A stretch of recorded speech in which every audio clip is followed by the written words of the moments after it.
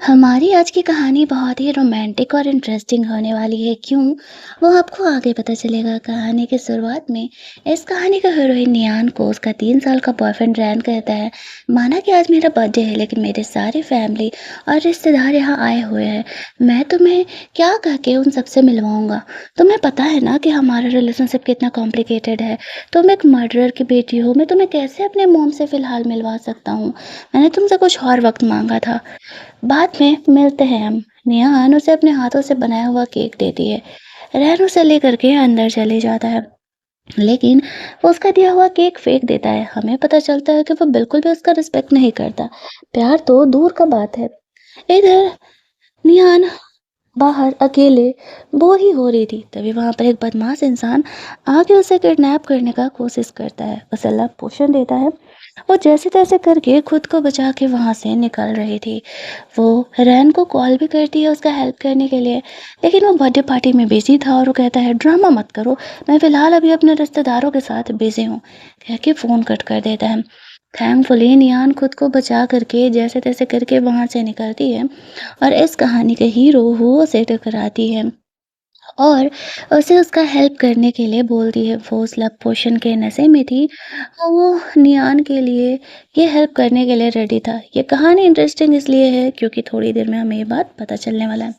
फिलहाल वो नियान का हेल्प करने के लिए उसे होटल के कमरे में लेकर के जाता है।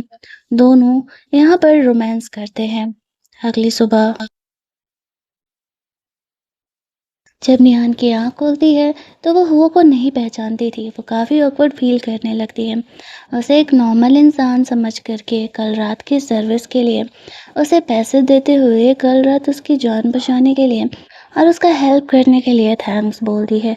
हुओ उसे रोकने का कोशिश करता है तो निहान कहती है कि मैं लड़की हूँ और मुझे तुम्हारे पीछे पड़ना चाहिए, लेकिन हम इस बात को भूल जाते हैं, हम दोनों एडल्ट हैं। आई होप कि हम दोनों दोबारा कभी ना मिलें। ये कह के वो वहाँ से चली जाती है, लेकिन ऐसा नहीं होने वाला था। कहानी यहाँ से फ्लैशबैक में जाती है। हमें पता चलता है वो नियान का रीबर्थ हुआ है, लेकिन ये बात नियान को पता नहीं है। सिर्फ और सिर्फ वो को ही पता है कि वो रीबर्थ लेकर के आया हुआ है। पिछले जन्म में रैन की चीटिंग की वजह से जिजी ने खुद की जान ले ली थी और वो नियान से प्यार करता था। बहुत टाइम पहले नियान ने एक बार वो की जान बचाई थी और वो उसे ढूंढ रहा था, लेकिन वो उसे मिलती कब है जब वो अपनी जान गंवा चुकी थी। थैंकफुली हो को एक और मौका मिला था और यहाँ पर हो जब रीबर्थ लेकर के आया था तब वो नियान को इस जन्म में प्रोटेक्ट करने का डिसाइड करता है। वो नियान को नहीं जाने देने वाला था। वहीं दूसरी तरफ नियान उस फ्लैट पर पहुंचती है जहां पर कि वो रैन के साथ रहा करती थी।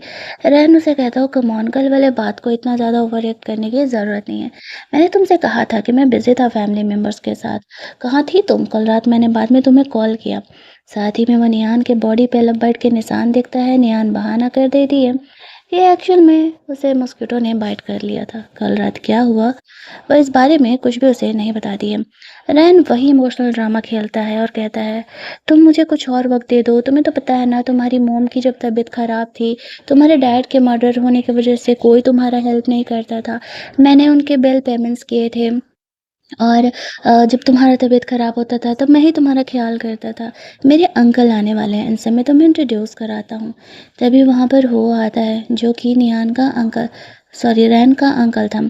नियान उसे देखते ही शॉक हो जाती है और काफ़ी ऑकवर्ड भी फील कर रही थी। उसे कल रात पता नहीं था कि वो रैन का अंकल है, वरना वो उससे कभी हेल्प मांगती ही नहीं। उन दोनों के ऑकवर्ड शक्लों को देख करके रैन को डाउट होता है वो दोनों पहले भी मिले हैं क्या। पूछता भी है तो वो कह देता है हाँ कल रात वो उससे मिला था। नियान बहाना कर देती है कि वो कल रात गलती से वो उससे टकरा गई थी जब उसने रैन को कॉल किया था तो और वो हो की आइडेंटिटी नहीं जानती थी।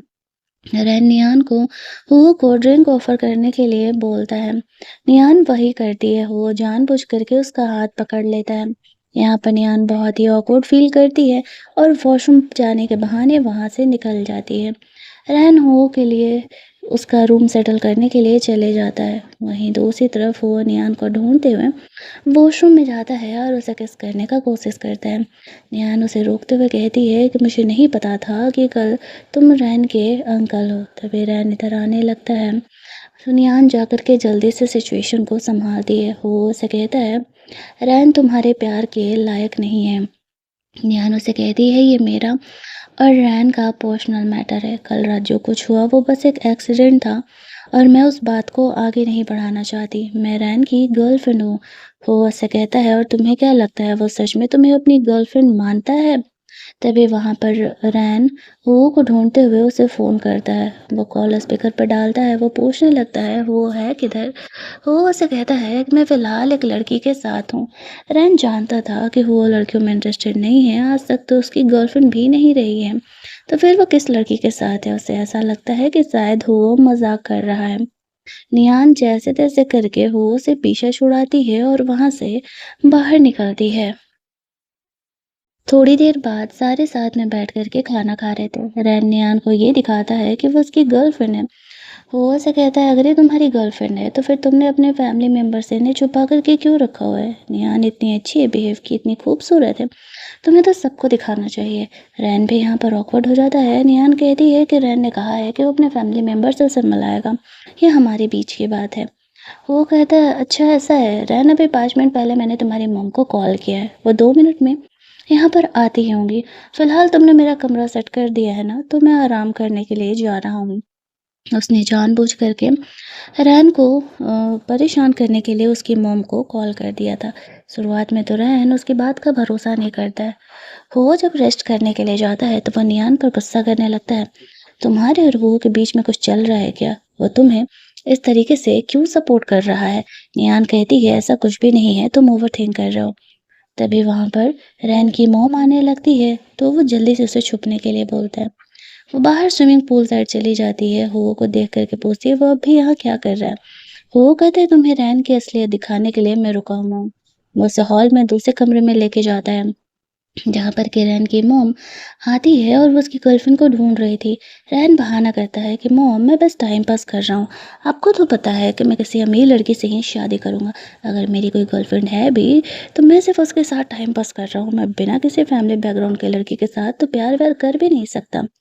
निहान उनकी सारी बातों को सुन लेती है। उसने कभी ये नहीं सोचा था कि वो रैन के साथ 3 साल से रिलेशनशिप में है और वो उसके बारे में इतना घटिया सोचता है।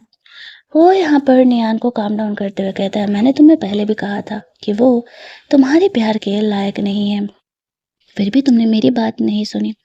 इधर रैन नियान को ढूंढते हुए आता है, लेकिन कमरा अंदर से लॉक था। वो वहां से चले जाता है। वो और नियान यहाँ पर वापस से रोमांस करते हैं। नियान अब रैन से ब्रेकअप करना चाह रही थी। अगली मॉर्निंग वो वहाँ से निकल रही थी। वो नियान को कहता है, कल से तुम मेरी कंपनी में ज्वाइन कर रही हो और अगर नहीं आई तो पता है ना कि मैं क्या करूँगा। वो नियान को उसका इम्पोर्टेंस बताने के लिए उसे अपनी कंपनी में जॉब करने के लिए बोलता है। नियान को ये बात नहीं पता था। वो कॉन्ट्रैक्ट साइन करके वहाँ से बाहर निकलती है। बाहर जाती है तो रैन उसका इंतज़ार कर रहा था। निहान उसे कहती है, देखो ऐसा है ना, मैंने तुम्हारी मॉम से सारी बातें सुन ली है और जब तुम मेरे बारे में इतना बुरा सोचते हो तो इस रिलेशन को यहीं ख़त्म करते हैं। मैं तुमसे ब्रेकअप कर रही हूँ। ये कह के वो वहाँ से जाने लगती है। रैन उसे याद दिलाता है, तुम एक मर्डर की बेटी हो, मेरे बिना तुम कहीं सरवाइव नहीं कर पाओगी, ना तो तुम्हें जॉब मिलेगा और ना ही तुम्हारी मॉम का ट्रीटमेंट होने वाला है। निहान कहती है, वो मैं देख लूंगी, तुम्हें इस बात की फिक्र करने की ज़रूरत नहीं है, लेकिन एक बात याद रखना, हमारे बीच ये सारे रिलेशन ख़त्म हो गए हैं। ये कह के वो वहाँ से चली जाती है। वो इन सारी बातों को सुन रहा था और वो मन ही मन स्माइल कर रहा था। वहाँ से निकल कर के नियान अपनी मॉम से मिलने के लिए जाती है। उसकी मॉम हॉस्पिटल में थी। रैन के साथ रिलेशनशिप के बारे में उन्हें पता था। नियान कहती है कि रैन मुझसे प्यार नहीं करता, बट वो उसे समझाती है कि ऐसा नहीं है, वो ज़रूर ही तुम्हारा केयर करेगा। फ्लैशबैक में नियान को याद आता है, 3 साल पहले उसके डैड के जेल जाने के बाद उसकी मॉम के ट्रीटमेंट के लिए जब पैसे नहीं थे तो किसी ने उनका बिल भर दिया था। सामने रैन आता है तो नियान को ये लगता है कि रैन ने ही ऐसा किया था। अब उसी समय से रैन इस सिचुएशन का फ़ायदा उठाता है और नियान को अपनी कैनरे बना करके रखा हुआ था। आज यहाँ पर वो नियान की मॉम से मिलने के लिए आता है। नियान बिल्कुल भी नहीं चाहती थी कि रैन यहाँ पर आए। उसकी मॉम से बात-वात करके वो बाहर जाता है। निहान के मुँह पे वो मेडिकल बिल्स भरता है। इतने सालों से 3 सालों से मैं तुम्हारी मॉम के मेडिकल बिल्स भर रहा हूँ। और आगे कहाँ से इन बिल्स के लिए तुम पैसे लेकर के आओगे? अगर तुम वापस से मुझसे माफ़ी माँग करके उस रिलेशनशिप में वापस जाना चाहोगे तो मैं ज़रूर ही तुम्हें अपना लूँगा। नियान कहती है, ज़रूरत नहीं है। तुम्हारे बिल्स के पैसे भी मैं दे दूँगी और आगे मेरी मॉम के ट्रीटमेंट के कैसे पैसे की ज़रूरत होगी वो तुम्हें जानने की ज़रूरत नहीं है। ये कह के वो वहाँ से निकल जाती है। बाहर जाने पर हो आया हुआ था। उसे पता था रैन यहाँ पर आकर के ज़रूर ही पंगा क्रिएट कर रहा है। वो नियान को वहाँ से लेकर के जाता है। वो यहाँ पर आता है देखने के लिए। वो नियान को किसी और आदमी की कार में जाते हुए देख करके उसे अपने सेक्रेटरी को फॉलो करने के लिए बोलता है कि नियान किस आदमी के साथ जा रही है। आगे चल के वो नियान को उसके घर के नीचे छोड़ता है। तभी वहाँ पर रैन भी आने लगता है तो जल्दी से वो विंडोज़ को क्लोज करती है ताकि रैन नियान को फ़िलहाल हो के साथ ना देख ले। वो उसे किस करने लगता है। नियान को डर लगता है कि अगर रैन ने देख लिया तो पंगे बढ़ जाएंगे। इधर रैन बाहर खड़ा था, उसे अंदर क्या हो रहा है कुछ भी नहीं दिख रहा था। काफ़ी देर विंडो नॉक करने के बाद वो नीचे विंडो करता और कहता है वो किसी अपनी गर्लफ्रेंड के साथ है। रैन उसे क्यों ही परेशान कर रहा है। फिर रैन कुछ नहीं बोलता है लेकिन उसके दिमाग में आता है कि हुओ को कार निहान की बिल्डिंग के नीचे क्या कर रहा है। फिर वो सोचता है कि शायद वो ओवर थिंक कर रहा है। निहान ऑब्वियसली हुओ के साथ कोई रिलेशन नहीं रखेगी। इनफैक्ट हुओ उसे भाव नहीं देगा। निहान कार में छुपी हुई थी। वो उसे कहता है तुम्हें छुपने की क्या है ज़रूरत थी, वैसे भी तो तुमने रैन से ब्रेकअप ही कर लिया है। निहान को वो अपना कोट देता है। निहान वहाँ से घर के लिए जाती है तो रैन उसका इंतज़ार कर रहा था। वो उस पर गुस्सा करने लगता है कि उसने कौन-सा नया बॉयफ्रेंड बना लिया। इस बात पर निहान उसे कहती है ये सवाल करने का हक तुम्हें नहीं है। यहाँ पर मैंने तुमसे ब्रेकअप कर लिया, मैं चाहे जिसके साथ भी रहूँ तुम्हें इस बात से कोई प्रॉब्लम नहीं होनी चाहिए। रैन तो उसे थप्पड़ तक मार देता है। निहान उसे एक ब्रेकअप समझ करके उसे वहाँ से जाने के लिए कहती है। लेकिन वो बदतमीजी पर उतर जाता है। वो का जैकेट भी फेंक देता है। जैसे-तैसे करके निहान उसे वहाँ से जाने के लिए कहती है। रैन उसे कहता है याद रखना एक दिन तुम पछताओगी और खुद मेरे पास वापस आओगी और तब मैं देखता हूँ तुम्हारी यह अकड़ कहाँ जाती है। निहान ने तय कर लिया था चाहे जो भी हो जाए वो दोबारा रैन के पास वापस नहीं जाने वाली। रैन के जाने के बाद वो यहाँ पर आता है। उसका जैकेट ऐसे नीचे गिरा हुआ था। निहान उसका ड्रेस खराब करने के लिए सॉरी बोलती है और कहती है कि वो उसे वॉश करके लौटा देगी। वो कहता है नहीं मुझे नया जैकेट चाहिए, चल करके मेरे लिए तुम खरीदो। फिर वो को शॉपिंग करने के लिए लेकर के जाती है जहाँ पर कि वो उसका बॉडी का नाप लेने के लिए बोलता है। बदले में वो उसे हग करके उसके बॉडी का नाप ले रही थी ताकि उसे पता चल सके वो का साइज क्या है। वो तो फुल ऑन नियान के मज़े ले रहा होता है। इसके बाद नियान हो के लिए ड्रेस सेलेक्ट करने के लिए चली जाती है। वो याद करता है सिर्फ़ और सिर्फ़ वो के लिए उसकी मॉम ड्रेसेस पसंद किया करती थी। नियान ऐसा कर रही है उसे बहुत अच्छा लगता है। तभी वहाँ पर रैन का एक फ्रेंड नियान को देख लेता है और वो उसे बता देता है कि वो लड़कों के कपड़े खरीद रही है। उस समय वो क्लब में था। उसे ऐसा लगता है कि वो झूठ-मूठ का ये सब कुछ ड्रामा कर रही है ताकि वो उसके पास जाए। यहाँ पर वो अपने सेक्रेटरी को बोलता है नियान को कॉल करने के लिए, ये कह के कि वो क्लब में है और उसकी तबीयत ख़राब है। वो नियान को उस क्लब में लेकर के जाता है, रैन की सच्चाई दिखाने के लिए। जब वो वहाँ पर जाता है तो रैन चौड़ में अपने दोस्तों को कह रहा था कि नियान तो बस उसकी कहन रही है, उसका मेरे अलावा कोई नहीं है। मॉम हॉस्पिटलाइज़ है, डैड मर्डर के केस में जेल में है, मेरे अलावा वो जाएगी कहाँ? रैन के मुँह से अपने बारे में इतनी सारी बुरी बातें सुन कर के नियान को बहुत ही बुरा लगता है। वो वहाँ से जाने लगती है। वो उसे वहाँ के दूसरे कमरे में लेकर के जाता है। जहाँ पर कि खुद नियान हो को किस करने लगती है। उसका दिल रैन से पूरी तरीके से टूट गया था। रैन वहाँ से गुजर रहा था। एक पल को उसे डाउट होता है कि क्या उसने नियान को देखा क्या? बट वो सोचता है कि वो ओवरथिंक कर रहा है और वहाँ से चले जाता है। आफ्टर दैट नियान हो की कंपनी में जॉइन करने के लिए जाती है। हो उसे डिज़ाइनर के पोस्ट पे जॉइन करवाता है। नियान को लगा था कि वो बस उसे कंपनी टाइम पास करने के लिए बुला रहा है। वो उससे कहता है हमारा रिलेशन अलग बात है और मुझे तुम्हारा टैलेंट देखना है। यहाँ पर फ्लैशबैक में नियान याद करती है जब वो रैन के साथ थी। वो अपना डिज़ाइन सबमिट करने के लिए जाती थी तो सारे उसे रिजेक्ट कर देते थे ये कहते हुए उसका डैड मर्डरर है, अपनी कंपनी में उसे जॉब दे करके वो अपनी कंपनी की बदनामी नहीं करना चाहते। लेकिन वो यहाँ पर उसे डिज़ाइनर का पोस्ट दे रहा है। निहान में बिल्कुल भी कॉन्फिडेंस नहीं था। वो उसे मोटिवेट करता है, मुझे पूरा भरोसा है कि तुम अच्छा करोगी। उसके बाद वो लोग कंपनी की मीटिंग के लिए जाते हैं, जहाँ पर कि ये जो गर्ल थी, उसे निहान से अलग ही चिल थी, क्योंकि उसे ऐसा लगता है कि वो कनेक्शन के थ्रू कंपनी ज्वाइन की हुई है। वो मीटिंग के लिए आता है, तो वो उसे यही बात बोलती है कि निहान यहाँ पर कनेक्शन के थ्रू जॉब ज्वाइन की है। वो कहता, हाँ तो क्या प्रॉब्लम है? उसका कनेक्शन मैं हूँ, ये मेरी वजह से यहाँ आई हुई है। खैर, सब लोग वहाँ पर चुप हो जाते हैं। थोड़ी देर में सबको डिज़ाइन का ड्राफ्ट दिखाया जाता है और उस पे उसकी ओपिनियन माँगी जाती है। हुआ नियान से उसकी ओपिनियन पूछता, वो सबसे डिफरेंट एंड यूनिक था। तब जाकर के हुआ कहता है कि एक्चुअल में इसी वजह से उसने नियान को यहाँ पर जॉब जॉइन कराया है। भले उसका कनेक्शन वो है, लेकिन नियान बहुत ही टैलेंटेड है। नियान के व्यू को सुन कर के वो काफ़ी इम्प्रेस हो जाता है। रात में नियान अपने कुछ डिज़ाइन रैन के घर से लास्ट लेने के लिए जाती है। तभी वहाँ पर हुआ आ जाता है। वो नियान को कहने लगता है, तुम यहाँ पर सिर्फ अपने डिज़ाइंस लेने के लिए आई हो या फिर रैन से मिलने? नियान कहती है, सिर्फ लास्ट टाइम अपने डिज़ाइंस लेने। वो वहीं पर उसके साथ रोमांस कर रहा था, तभी रैन यहाँ पे ड्रंक कंडीशन में आने लगता है। वो जल्दी से नीचे छुप जाता है नियान के कहने पे। रेहान को ऐसा लगने लगता है कि निहान उसे पटाने के लिए आई हुई है। निहान को वो मजाक उड़ाते हुए कहता है, तुम्हें लगता है कि तुम अपनी औकात भूल गई हो?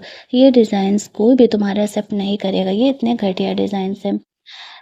अंडर द टेबल हुआ यहाँ पर निहान को इधर उधर टच कर रहा था। वो बेचारे जैसे तैसे करके अपने इमोशंस को कंट्रोल करके रखे हुए है। रैन को ऐसा लगता है कि निहान उसे पटाने की कोशिश कर रही है, लेकिन फैक्ट तो ये था कि इन 3 सालों में आज तक रैन और नियान कभी एक बार भी इंटीमेट नहीं हुए थे। रैन जब नियान के करीब आने की कोशिश करता है, तो नियान उसे थप्पड़ मारते हुए वहाँ से भेज देती है। तो वो नियान को वहाँ से जाने नहीं देता अंटिल वो दोनों एक बार और यहाँ पर रोमांस ना करें।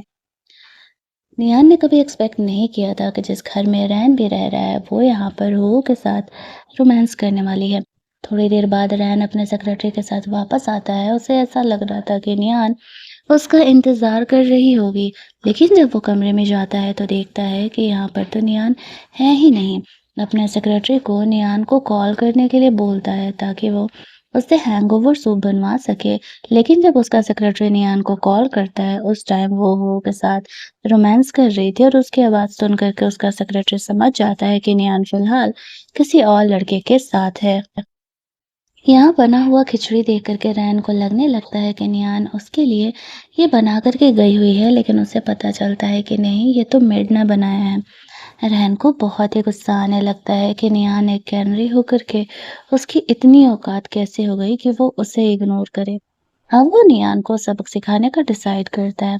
वहीं अगली सुबह नियान जब जगती है तो वो उसके लिए ब्रेकफास्ट बना करके रखा हुआ था। मोस्टली नियान ही रैन के लिए और खुद के लिए ब्रेकफास्ट बनाया करती थी।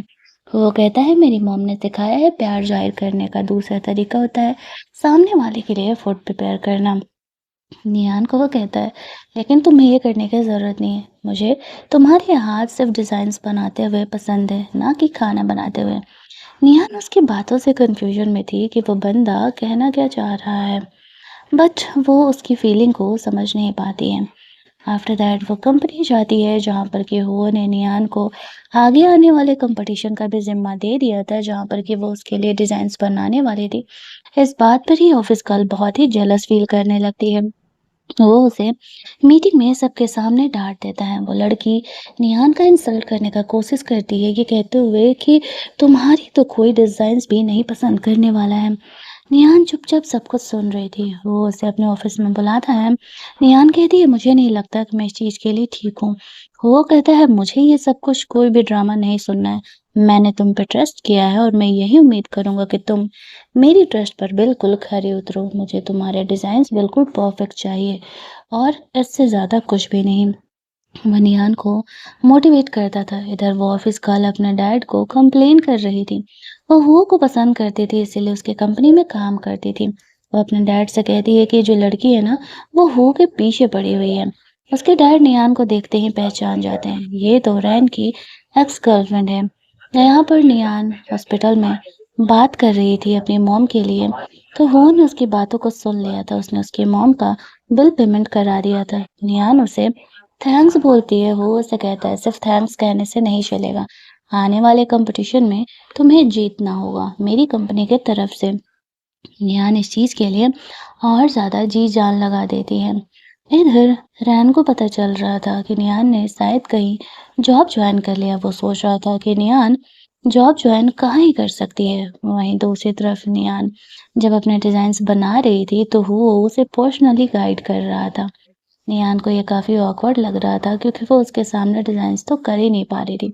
बट वो उसे कहता है कि नहीं, तुम्हें मेरे सामने ही डिजाइन्स बनाने होंगे। ये सब कुछ अभी चल रहा था, तभी रैन हो से मिलने के लिए आ जाता है। नियान जल्दी से छुप जाती है। रैन हो से पूछता है कि क्या उसने नियान के मॉम का बिल पेमेंट किया है। वो कहता है हाँ, क्यों, तुम्हें कोई प्रॉब्लम है। रैन कहता है अरे वो अच्छी लड़की नहीं है, वो पैसे के लिए ही मेरे साथ थी, आप बेकार में उसके पीछे पड़ रहे हैं। इस बात पर हो से कहता है तुम्हारा वैसे भी नियान से ब्रेकअप हो चुका है, तो बेहतर होगा कि अगर मैं नियान के लिए कुछ करता भी हूँ तो तुम ना ही बोलो। रैन को गुस्सा तो बहुत आता है, लेकिन वो अपने अंकल के खिलाफ नहीं जा सकता था। इसी वजह से चुपचाप वहाँ से चले जाता है। नियान सारी बातों को सुन लेती है और वो सोचती है कि वो पिछले 3 सालों में कितने गलत इंसान के साथ थी। रैन के जाने के बाद वो पर्दे से बाहर आती है। वो उसे अपने साथ रोमांस करने के लिए बोलता है। नियान रैन से हट करके अब हू की कैनरी बन गई थी और वो खुद को वही समझ रही थी। जाते समय रैन को ऐसा डाउट होता है, उसने हू को नियान के साथ देखा, लेकिन सिर्फ एक झलक था तो वो चीजों को क्लियरली देख नहीं पाया। अगला दिन आता है जहाँ पर कि नियान ऑफिस में डिजाइन्स बना रही थी। वो ऑफिस गर्ल वापस से नियान का इंसल्ट करने का कोशिश करती है। हू के मोटिवेशन की वजह से पहली बार नियान ने हिम्मत दिखाया था और वो पलट करके उसे जवाब देती है, जहाँ पर कि वो लड़की और ज्यादा चिढ़ जाती है। वो ये चीजें देख करके काफी खुश हो रहा था कि फाइनली यहाँ पर नियान को समझाई हुई बातें उसे समझ में आ रही हैं। 1-2 दिन और बीतते हैं। नियान बहुत मेहनत कर रही थी कुछ स्पेशल डिज़ाइन ड्रॉ करने के लिए, ताकि वो कंपटीशन जीत सके। वो ये सारी चीज़ें देख रहा था। वो मोस्टली उसके साथ ही रहता था, उसके ड्राफ्ट्स वगैरह को देखा करता था, उसे मोटिवेट करता था, समझाता था कि वो कहाँ क्या गलती कर रही है। निहान इन बातों को समझ नहीं पाती कि वो उसे स्ट्रॉन्ग करना चाह रहा है। फाइनली जब निहान अपना पहला प्रोजेक्ट लॉन्च करती है तो वो सुपर हिट होता है। उनकी कंपनी के 30% सेल्स बढ़ जाते हैं। बहुत सारे लोग निहान, जो कि उस ज्वेलरी के डिज़ाइनर थे, उसका इंटरव्यू लेना चाह रहे थे। निहान को तो भरोसा ही नहीं था। वो इन बातों को सुन कर के उसे काफ़ी मोटिवेट करता है। जब नियान बाहर जाती है, वो लड़की उसका इंसल्ट कर रही थी, तो नियान कंपनी का प्रॉफिट और बहुत सारी बातें बता करके उसका मुंह बंद कर देती है। ये कहते हुए जिस दिन तुम ये चीज़ अचीव करोगी ना, उस दिन आना मुझसे बात करने। वो समझ रहा था कि नियान अब खुद के लिए लड़ना सीख रही है और ये उसके लिए बहुत ही अच्छा है। वो यही तो चाहता था। वहीं दूसरी तरफ रैन हू से मिलने के लिए आ रहा था। तभी वो वहाँ पर नियान को देखता है। वो नियान से पूछने लगता है वो अंकल की कंपनी में क्या कर रही है। इस बात पर नियान उसे कहती है तुम्हें ये जवाब देना ज़रूरी नहीं है कि मैं तुम्हारे अंकल की कंपनी में क्या कर रही हूँ। उसका मजाक उड़ाते हुए कहता है कहीं डिज़ाइनर बनने के लिए तो नहीं आई ना। नियान उसे बिना कुछ जवाब दिए वहाँ से जाने लगती है। वो रैन की बातों को ज़्यादा ध्यान नहीं देती। ऑफिस गर्ल नियान को कहती है मुझे तुम्हारे पास्ट के बारे में पता है। स्टेज पर इंटरव्यू दोगी और सोचो अगर तुम्हारा ये पास्ट रिवील हो गया तो क्या जवाब दोगी। नियान थोड़ा सा इस बात पर चुप हो जाती है। वहीं दूसरी तरफ रैन हो से मिलने के लिए जाता है और पूछ रहा था आखिरकार इस ज्वेलरी के डिजाइनर कौन है। वो बताता है कि वो नियान है। रैन को तो इस बात का भरोसा ही नहीं होता कि एक्चुअल में नियान इतनी टैलेंटेड है। इनफैक्ट वो जानबूझ करके नियान के टैलेंट को कभी पहचानता ही नहीं था। जब वो नियान से मिलता है, नियान से पूछता है कि क्या उसने ये ज्वेलरी बनाई है। नियान झूठ कह देती है उस ऑफिस गर्ल की वजह से वो डीमोटिवेटेड थी और कह देती है कि नहीं, उसने ये ज्वेलरीज नहीं बनाई है। रैन को लगता है कि वही तो मैं सोचूं, जरूर ही अंकल मजाक कर रहे होंगे। निहान 3 सालों से उसके साथ है, वो उसके टैलेंट को अच्छे से जानता है। वो इतनी अच्छी ज्वेलरी तो बना ही नहीं सकती है। वो भी रैन को ज़्यादा कुछ एक्सप्लेनेशन नहीं देता है।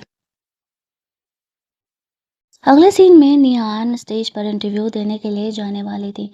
वो ऑफिस गर्ल से जितना हो सकता था उसने निहान को डीमोटिवेट किया था, ताकि वो स्टेज पर जाकर के अपनी बात ना एक्सेप्ट कर सके।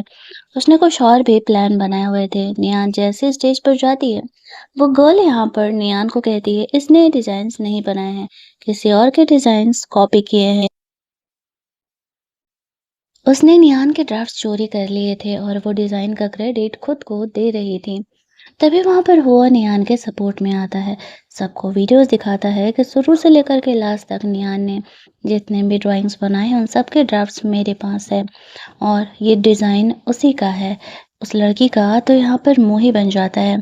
निहान कहती है कि हाँ, ये डिज़ाइन मैंने ही बनाए हैं और मैंने कोई भी किसी के भी डिज़ाइन चोरी नहीं किए हैं। सारे निहान को काफ़ी एप्रिशिएट करने लगते हैं, क्योंकि एक्चुअल में उसका ये डिज़ाइन बहुत अच्छा था और कंपनी उसकी वजह से बहुत ही ज़्यादा प्रॉफ़िट कमा रही थी। ड्रामा खत्म होने के बाद वो ऑफिस गर्ल यहाँ पर हुआ से माफ़ी मांग रही थी। वो उसे जॉब से निकाल देता है, उसके डैड की वजह से उस पर केस नहीं करता।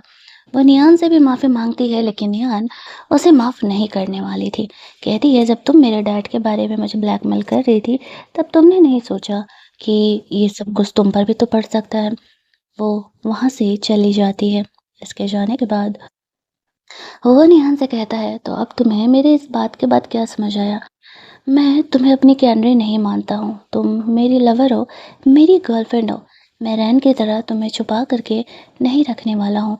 निहान को इस बात का भरोसा ही नहीं हो रहा था कि वो एक्चुअल में उससे प्यार करता है और वो उसे अपनी गर्लफ्रेंड ओपनली बना करके रखना चाह रहा है, क्योंकि हुआ जैसे इंसान के लिए कोई लड़कियों की कमी नहीं होगी, तो फिर भला वो ऐसा क्यों करेगा?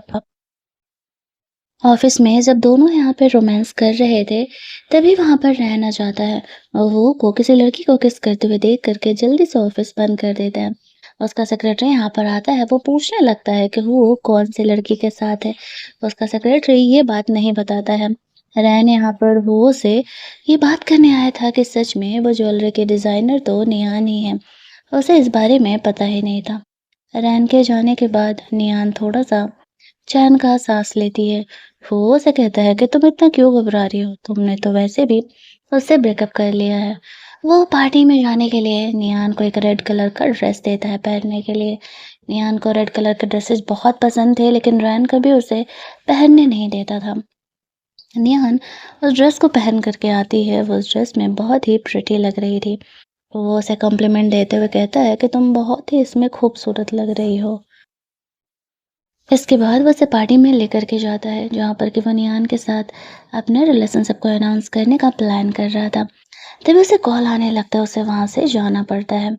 यहाँ पर रैन नियान से मिलता है तो उसे कहता है, तुम मुझे पटाने के लिए मुझे फॉलो करते करते यहाँ पर भी आ गई, और ये कैसा ड्रेस पहना है तुमने? नियान उसे कहती है, तुम्हें पटाने के लिए कॉन्फिडेंस थोड़ा ज़्यादा हो रहा है। वो उसे एक ऑक्शन पार्टी में लेकर के गया था, जहाँ पर कि वो उसे एक रिंग बाय करने वाला था। इस टाइप का रिंग नियान ने रैन को रिलेशनशिप में रहने के बाद ना जाने कितनी बार खरीदने के लिए बोला था, लेकिन हर बार रैन बहाना करके टाल टाल देता था, क्योंकि ऑब्वियस सी बात है, कैमरे पर वो इतने पैसे तो खर्च करेगा नहीं। इसी वजह से आज उस ऑक्शन में वही वाला रिंग आता है। रैन नियान के लिए वो रिंग बाय करने का डिसाइड करता है। हालांकि नियान के लिए वे चीज़ें मैटर नहीं करती थी, लेकिन जैसे ही वो रिंग की बोली लगा रहा था, तभी वहाँ पर वो आ जाता है। उससे डबल दामों में वो रिंग खरीद लेता है और सबके सामने ही नियान को ऑफर करता है। ये देखते ही रैन शॉक हो जाता है कि नियान और हुओ के बीच क्या चल रहा है, जिस वजह से वो उसके लिए इतना महंगा वाला रिंग ला करके दिया है। पार्टी के बाद जब वो नियान को लेकर के जा रहा था, तब रैन उनसे बात करने आता है और इस बात का मतलब पूछता है। वो कहता है, तुम्हें सीधी सी बात समझ में नहीं आती क्या? अब मैं नियान के साथ हूँ और तुमने तो वैसे भी उससे ब्रेकअप कर लिया है, तो तुम्हें उस बात से कोई मतलब ही नहीं होना चाहिए कि वो किसी के साथ रहे। ये बात सुन कर के रैन को बहुत गुस्सा आ रहा था, लेकिन वो क्या कर सकता था। घर जाने के बाद नियान वो रिंग हो को लौटा रही थी, लेकिन वो उसे कहता है कि ये रिंग तुम्हारा है, मैंने तुम्हें गिफ्ट किया है। मैं कोई मजाक नहीं कर रहा था और मैं सच में तुम्हारे साथ रिलेशनशिप में रहना चाहता हूँ। निहान कन्फ्यूजन में थी कि आखिरकार हुओ को उसमें ऐसा क्या दिखता है जो कि वो उसके साथ रिलेशनशिप में रहना चाहता है। वो दोनों यहाँ पे रोमांस कर रहे थे, तभी निहान को हॉस्पिटल से कॉल आता है। उनके मॉम के मेडिकल बिल्स को रोक दिया गया है। रैन ने ऐसा निहान को परेशान करने के लिए किया था। निहान हॉस्पिटल पहुंचती है तो रैन उसे कहता है, अब तुम्हें तुम्हारी औकात पता चल रही है। मैंने तुम्हें पहले भी कहा था कि मेरे अलावा कोई नहीं है जो तुम्हारा सपोर्ट करने वाला है। वो निहान को वापस से रिलेशनशिप में आने के लिए बोलता है। निहान मना करके अपनी मॉम से मिलने के लिए चली जाती है। रैन ने पहले ही उसकी मॉम को सच्चाई बता दिया था कि निहान उससे ब्रेकअप करने के लिए कह रही है। उसकी मॉम निहान को थप्पड़ तक मार देती है। इस बात पर निहान उसे कहती है कि मॉम, ये लड़का मुझे बहुत ही घटिया समझता है और ये मुझसे प्यार नहीं करता है। मैं इस इंसान के साथ कैसे रह सकती हूँ? उसकी मॉम बस ये चाहती थी कि निहान का घर बस जाए और रैन बहुत अमीर था तो वो खुश रहेगी उस घर में। नियान अपनी माँ को समझाने का कोशिश करती है लेकिन उसकी मॉम सुनने के लिए ही तैयार नहीं थी। कमरे से बाहर निकलने पर रैन चौड़ में कहता है, मैंने कहा था मेरे अलावा कोई नहीं है तुम्हारा। तभी वहां पर हुआ आता है और रैन की बदतमीजियों के लिए उसकी पिटाई लगाता है और कहता है, लगता है पिछली बार का थप्पड़ तुम भूले नहीं हो। दोबारा अगर कभी नियान को परेशान किया तो तुम्हारे लिए ये सही नहीं होगा। ऐसा कह के वो नियान की माँ से मिलने के लिए जाता है।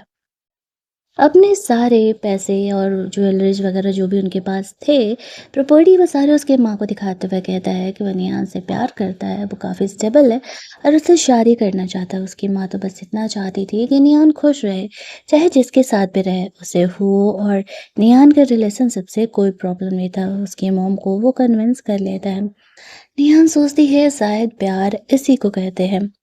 वो हुओ के साथ लौट रही थी। वो उसे थैंक्स बोलती है, उसने एक्चुअल में उसके लिए बहुत कुछ किया है। लेकिन रैन ने सिर्फ़ और सिर्फ़ उनके रिलेशनशिप को बर्बाद ही किया था। वहीं दूसरी तरफ रैन इस इंसिडेंट के बाद बहुत ड्रंक था। वो कहता है उसका खुद का अंकल उसके साथ ऐसा कैसे कर सकता है। उसका सेक्रेटरी उसे समझाने का कोशिश करता है, वैसे भी आप नियान से प्यार नहीं करते थे तो आप उसे जाने दो। लेकिन रैन का कहना था कि नहीं, वो सिर्फ मेरी है और मेरी ही रहेगी। वो गुस्से में वहां से निकलने लगता है। नियान वो के साथ अपनी लाइफ अच्छी तरीके से जी रही थी। रात में बहुत तेज बारिश हो रही थी और वो उम्मीद करती है कि अगली सुबह रेनबो ज़रूर ही उसे दिखाई देगा। वो उसके सपोर्ट में था। अगली सुबह सच में रेनबो निकलता है और नियान ये देख कर के बहुत खुश थी। वो नीचे जाती है, हो की बातों को सुन लेती है अपने सेक्रेटरी से। वो नियान की बड़ाई ही कर रहा था और उसके सारे विशेष पूरा करने के लिए बोल रहा था। वो सोचती है आज तक कभी रैन ने ऐसा नहीं किया। वो हुओ को लेके बहुत इमोशनल हो जाती है। वो लोग एक पार्टी में जाते हैं जहाँ पर कि अर्जेंटली हुओ को कॉल आता है और वहाँ से उसे थोड़ी देर के लिए निकलना पड़ता है। वो नियान से कहता है वो थोड़ी ही देर में उसके पास वापस आ जाएगा। वो उसकी बात का भरोसा कर लेती है। वहाँ पे रैन भी आता है। वो कहता है वो तुमसे कभी इतना प्यार करेगा ही नहीं कि ऐसे सिचुएशन में वो तुम्हारा सपोर्ट करे। इस बात पर नियान उसे कहती है, कम से कम वो तुमसे तो कई गुना ज़्यादा बेहतर है। वो उसे रिंग दे करके प्रपोज करने का कोशिश करता है। इस बात पर नियान साफ तौर से उसके प्रपोजल को रिजेक्ट कर देती है और कहती है उसे उस इंसान से कोई भी रिलेशन नहीं रखना है और वो उसे परेशान करना बंद करे। ऐसा कह के वो पार्टी में अंदर चली जाती है। अब भी इस ढक्कन रैन को समझ नहीं आया कि ना का मतलब ना होता है। नियान को उसके साथ नहीं रहना तो नहीं रहना। वो जबरदस्ती उसे अपने साथ रिलेशनशिप में नहीं रख सकता है। निहान अंदर जाती है जहाँ पर कि एक कंपटीशन में वो उसने पार्टिसिपेट किया था। उसे लाइव ज्वेलर डिज़ाइन करके दिखाना था। जैसे ही उसे उसका टोकन मिलता है और वैसा करने वाली थी, तभी वहाँ पर जो रैन था वो नियान को औकात में रखने के लिए उसके पास्ट को सबके सामने ला देता है। मतलब कि उसके डैड के बारे में कि वो एक मर्डरर है। सारे लोग उसे डिस्क्वालीफाई करने के लिए बोलने लगते हैं, ये कहते हुए कि वो इस कंपटीशन में रहना डिजर्व नहीं करती है। रैन को ऐसा लगा था कि ऐसा होने के बाद नियान उसके पास वापस आ जाएगी, लेकिन यहाँ पर ऐसा नहीं होता है। वो यानी वो यहाँ पर आता है तो उसके सपोर्ट में था। उसने कुछ उसके लोगों को लेकर के आए हुए थे जो कि नियान की अच्छाई को बताती है कि इसका डैड मर्डरर है तो इसमें इसकी क्या गलती है और ये लड़की कितनी अच्छी है। जिससे भी उसके डैड ने पैसे लिए थे अपने घर तक बेच करके नियान ने उन सबको उनके उधार के पैसे चुकाए हैं। इन लेडीज़ की वजह से निहान का जो कैरेक्टर था वो सबके सामने क्लियर होता है। बारी आता है यहाँ पर निहान को वो ज्वेलरी डिज़ाइन करने का। तो निहान यहाँ पर अपने टैलेंट का इस्तेमाल करते हुए बहुत ही खूबसूरत सी ज्वेलरी डिज़ाइन करती है जो कि सबको बहुत ही ज़्यादा वाला पसंद आता है और वो ये कंपटीशन जीत जाती है। कंपटीशन जीतने के बाद निहान बहुत ही ज़्यादा कॉन्फिडेंस से भर जाती है। जब वो बाहर निकलती है तभी रैन वहाँ पर आता है और वो उसे कहता है कि मैं तुमसे प्यार करता हूँ। तुम्हारे जाने के बाद मुझे इस बात का एहसास हुआ। इस बात पर वो हँसते हुए कहती है, तुमने मुझे कभी प्यार नहीं किया। अगर किया होता तो मेरे पास्ट को कभी तुम रिवील नहीं करते। तुमने तो मेरा रिस्पेक्ट तक नहीं किया आज तक। सिर्फ़ तुम मुझे अपनी कैंडिडेट समझते थे। अगर 3 साल पहले तुमने मेरी मॉम के मेडिकल बिल्स नहीं भरे होते तो मैं कभी तुम्हारे साथ रिलेशनशिप में नहीं आती। जब ये बात हो सुनता है कि नियान रैन के साथ उस मेडिकल बिल्स वाले मैटर में है, तब उसे बताता है कि एक्चुअल में 3 साल पहले रैन ने नहीं बल्कि उसने नियान के मॉम के मेडिकल बिल्स भरे थे। ये सुनते ही नियान शॉक हो जाती है और वो रैन से और भी ज़्यादा चिढ़ने लगती है कि वो ऐसा झूठ उससे कैसे बोल सकता है। उसकी वजह से वो नियान हुओ से 3 सालों तक अलग रही। वो बताता है कि उसने उसकी जान बचाई थी, इसी वजह से वो उसका एहसान चुकाने के लिए उसकी माँ का मेडिकल बिल्स भरा था। अब रैन का तो पूरा पत्ता साफ हो जाता है। कहानी के एंडिंग में वो और नियान दोनों साथ रहने लगते हैं। यहाँ तक कि हो की माँ ने भी नियान को एक्सेप्ट कर लिया था। उनका कहना था कि अगर नियान नहीं होती तो उनका बेटा आज जिंदा ही नहीं होता। इसी वजह से उन्होंने नियान को एक्सेप्ट कर लिया था। रैन की आखिरी उम्मीद जो हो की माँ थी कि वो उनके रिश्ते को एक्सेप्ट नहीं करेगी, वो भी टूट जाता है। वो और नियान दोनों साथ हो जाते हैं। हालांकि एंड तक हुआ ये बात नियान को नहीं बताता है कि वो रीबर्थ लेकर के आया हुआ है। वो दोनों हैप्पीली एवर आफ्टर रहने लगते हैं। एंड में दोनों शादी भी कर लेते हैं और हमारी ये कहानी यहीं पर एंड कर दी जाती है। अगर आपको ये कहानी अच्छी लगी होगी, वीडियो को लाइक और शेयर करना मत भूलना। चैनल को सब्सक्राइब कर लेना ताकि नए वीडियोज़ के नोटिफिकेशन आपको मिलते रहें। चलिए जल्दी से मिल लेते हैं हम लोग एक और नई कहानी के हिंदी एक्सप्लेनेशन में।